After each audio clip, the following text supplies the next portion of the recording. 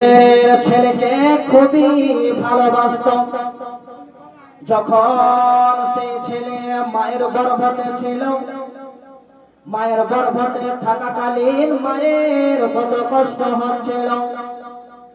মা নিজে না খেয়ে, মা নিজে না পড়ে সেই ছেলেকে খাওয়ার জন্য, সেই ছেলের জন্য খাবার তৈরি করে।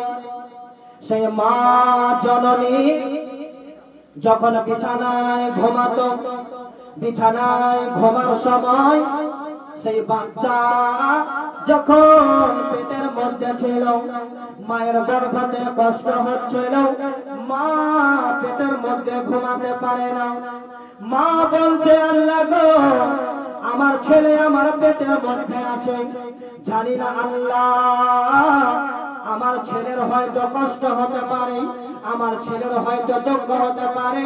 সেই মা জননী নিজের ছেলেকে ভালো রাখার জন্য আপনার যেন অবর হয়ে ঘুমিয়ে আছে। সেই মা কত ছেলেকে ভালোবাসে, কিন্তু আজকাল ছেলে বাবা মা ভালোবাসে না। বেরাদার, যখন আমার নবী মাকে ভালোবেসেছিল, বাবাকে ভালোবাসত, সেই মা জননী বাবা গো সেই ছেলেকে দেখার জন্য সেই মা জননী 10 মাস 10 দিন গর্ভে রেখে মাকে, সেই মা ছেলেকে কত কষ্ট করে জন্ম দিয়েছিল। জন্ম দেওয়ার পরে সেই মা জননী বাবা গো যেন ছেলেকে জন্ম দেওয়ার পরে কত কষ্ট করে, কত লালন পালন করে, কত দুঃখ করে, সময় করে অতিবাহিত করার পরে 9 মাস 10 দিন, 10 মাস 10 দিন গর্ভে রাখার পরে সেই ছেলেকে যখন জন্ম দিল, সেই ছেলেকে মা জননী যখন এক নজর দেখে নিল, সেই ছেলেকে দেখার পরে মায়ের মনের কষ্ট দূর হয়ে গেল। মা যখন জন্ম দিলে ছেলেকে, জন্ম দেওয়ার আগে মায়ের খুব কষ্ট হয়, প্রচুর কষ্ট হয়। যখন জন্ম দিল, জন্ম দেওয়ার পরে ছেলেকে দেখার পরে সে মায়ের মনের কষ্ট সব দূর হয়ে গেল, তাই না? দূর হয়ে যায়। মায়েরা জানে যে মায়ের কত কষ্ট হয়, মায়েরা জানে। ব্রাদার ইসলাম যখন সেই মায়ের ছেলে আপনার দুনিয়াতে ভবিষ্যৎ হলো, সেই ছেলেকে দেখার পরে সেই মায়ের মনের সব দুঃখ বেদনা দূর হয়ে গেল। সেই মা জননী বাবা গো যখন ছেলেকে আস্তে আস্তে বড় করতে লাগলো, ছেলেকে বড় করার পরে সেই মা জননী বড় করার পরে 1 পা 2 পা করে সেই ছেলেকে আপনার যেন হাঁটাতে আরম্ভ করলো। সেই ছেলেকে হাঁটানোর পরে পরে সেই ছেলেকে আপনার খাবার দিতে লাগলো। সেই ছেলে যদি আপনার বাইরে যেত, বাইরে যাওয়ার পরে বাবা গো নিজের যখন আপনার বাইরে যেত, মায়ের মনে কষ্ট হতো, আমার ছেলে এখন কোথায় আছে, আমার ছেলে এখন পর্যন্ত বাড়ি আসেনি। ও যুবকেরা, যার দুনিয়াতে মা বাবা নাই সে তার বুঝে মায়ের কত কষ্ট হয় গো, মায়ের বেদনা কত হয় সেই ছেলে মেয়ে বোঝে, সেই আপনার ছেলে মেয়ে বোঝে। এখন পর্যন্ত সময় আছে, নিজের মাকে ভালোবাসো, নিজের বাবাকে ভালোবাসো।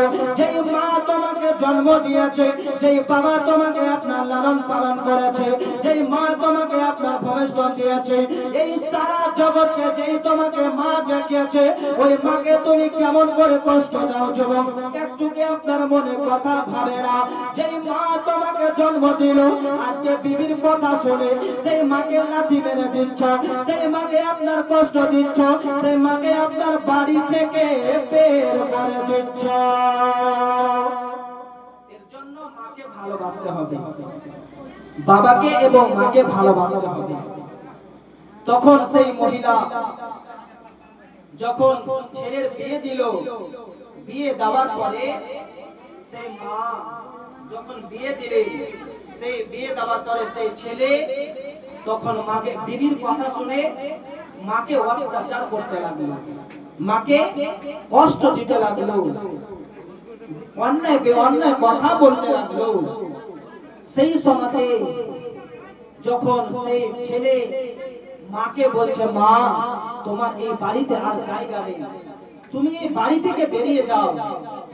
সে মা যেই তোমাকে জন্ম দিয়েছে, আজকে সেই মাকে তুমি বাড়ি থেকে বের করে দিচ্ছ, একটু কি তোমার মনে কষ্ট হয় না? সেই মহিলা সঙ্গে সঙ্গে বাড়ি থেকে এক পা দুই পা করে বেরিয়ে গেলেন আর কাঁদতে লাগলেন। কাঁদতে কাঁদতে বলছেন, আল্লাহ আমার ছেলে যখন মারা যাবে, মারা যাবার পরে তার কবরে যেন আযাব হতে থাকে, তার কবরে যেন আযাব হতে থাকে। যদি মা যদি দোয়া করে, সে কি দোয়া কবুল হবে না? আল্লাহ রাব্বুল আলামিন সেই মা জননী যখন দোয়া করবে, সেই কারেন্টের মতো সেই মায়ের দোয়া আল্লাহ রাব্বুল আলামিন কবুল করে নেন। আল্লাহ রাব্বুল আলামিন কবুল করে নেন। এর জন্য মায়ের দোয়া কখনো বেকার যায় না। মা যদি আপনাকে বর দোয়া করে দেয়, সেই দোয়া কবুল হয়ে যাবে। আর